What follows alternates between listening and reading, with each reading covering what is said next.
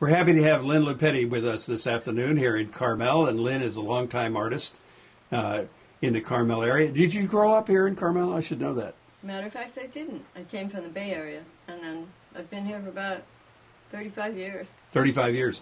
So, Bay Area being what area? San Mateo County. Oh, okay. So what made you come to Carmel? How is it you came to Carmel? How can you not, as an artist, come to Carmel? Right. So you knew about it, and then so how long have you been painting? When you're an artist? When did you become an artist? How old were you? From a small child, that's all I ever wanted to do. So, taking it very seriously, I first went into commercial art and graphics, a lot of hardline work, and couldn't stay away from the smell of oil paint. So, I kind of morphed into fine art. Now, you come from a family that is steeped in art, right? No, not at all. No? No. Your dad, your mom, they weren't artists?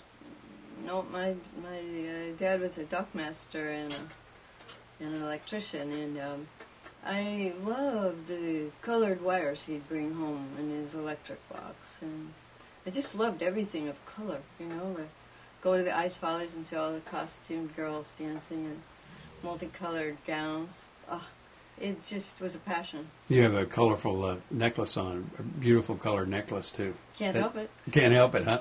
So that's an interesting question. I'm sure you get asked that a lot. Are artists born, or can you learn to be an artist? I bet you the love of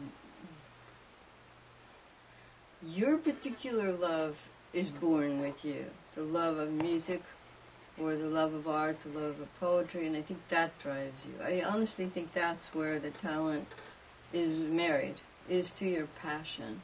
So, you think you're born with that?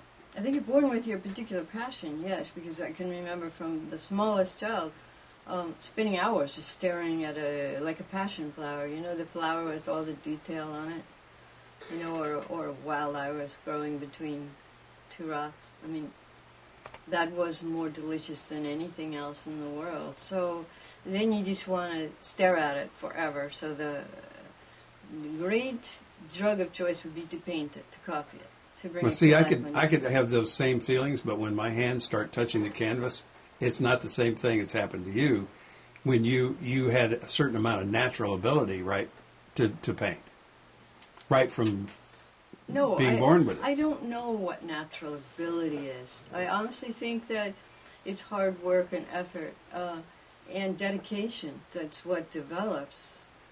I think any of us have to work incredibly hard at, and it feels like love. It doesn't feel like your work because you love it so much that you just want to get it right. You just want to be with it until, lo and behold, sometime it comes out pretty darn good.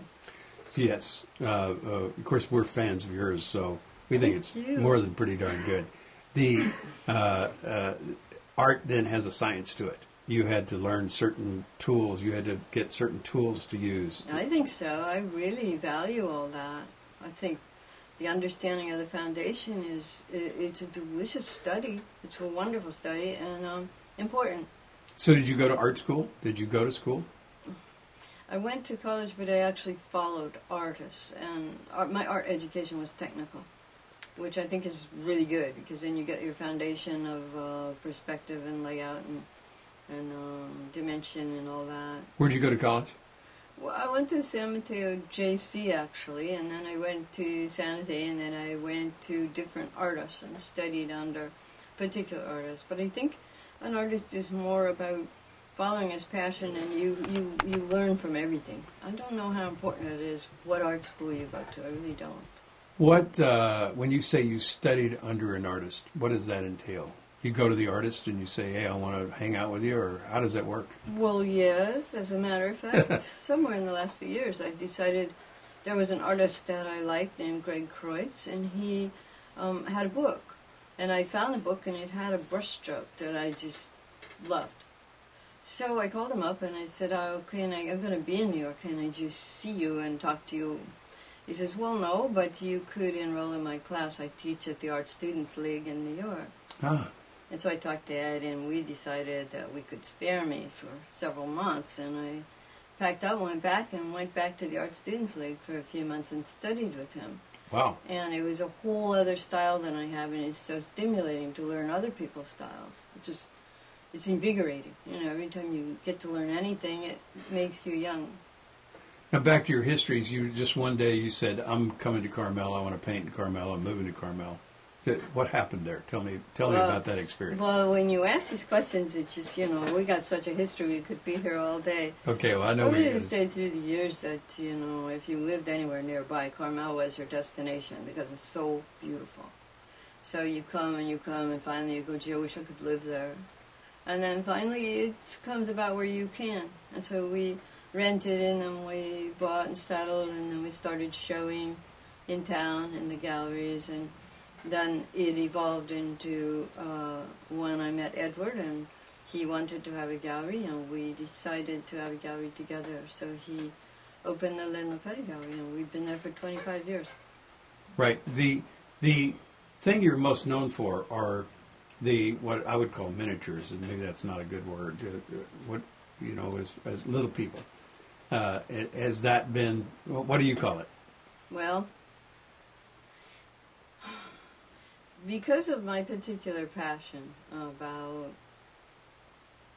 beauty, and I see beauty in so many ways, but it's that feeling that you get, and we all have it, when you just want to burst with the joy. So you know it as a child when you're looking at something. Maybe you see a squirrel run by, and you know that that squirrel has just met somebody behind the tree, and they're having a brilliant conversation. Just know it. And that kind of feeling I never outgrew. So as an adult in the midst of my serious career, I would talk to people, did you when you were a little kid see the little people like this? And people said, yeah, I did. I used to dream about them or see them. So I dared to paint them one time, and I felt embarrassed because it's embarrassing to show that you see these little people. Anyway, it turned out that almost everybody has seen them. And it was a great kind of connection with people because that touched the innocence, the sweetness, the imagination, and the love in everybody else who I'd seen who'd seen them.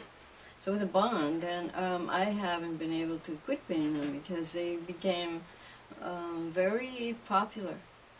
And they touched the part of the magic that each of us has inside that we're usually not willing to admit.